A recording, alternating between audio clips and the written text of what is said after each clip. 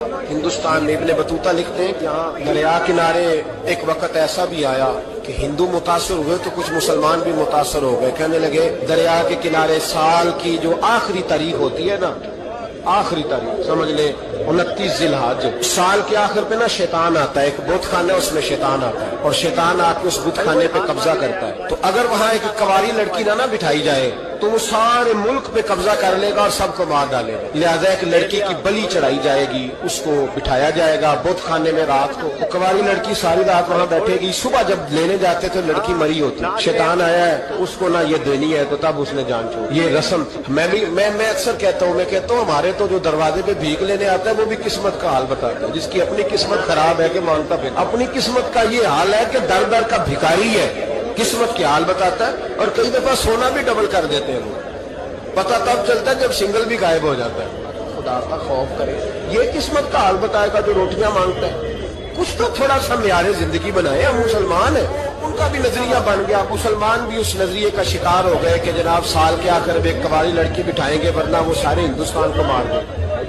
ایک حافظ ابو البرکات رحمت اللہ علیہ نام کے بزرگ ہوتے تھے اور سلسلہ عالیہ چشتیہ کے شیخ بھی تھے. لیکن اللہ کی قدرت یہ تھی کہ ان کے چہرے پر داڑھی اور مونچھیں نہیں آئی. کچھ لوگوں کے نہیں نہ آتے بال، کیا کہتے ہیں ان کو؟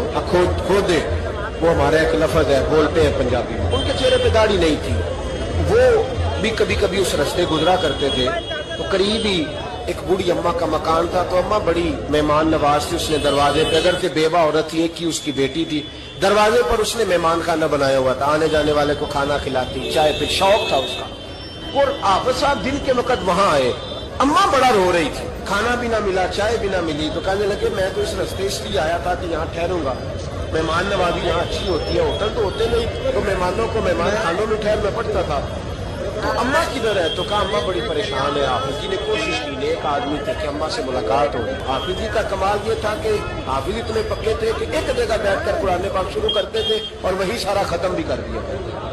اتنی پکی منزل کے حافظ تھے. تو حافظ ابو البرکات صاحب وہاں بیٹھے.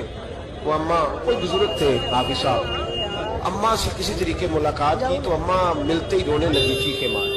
اماں کیا ہوا؟ کہنے لگی حافظ جی ایک ہی بیٹی ہے، خامن فوت ہو گیا تو میں نے نکاح نہیں کیا، ایک بیٹی کے نام ساری زندگی کر دی. یہاں نا اب بت خانے میں میری بیٹی کو بٹھایا جائے. مسلمانوں کے بھی کچھ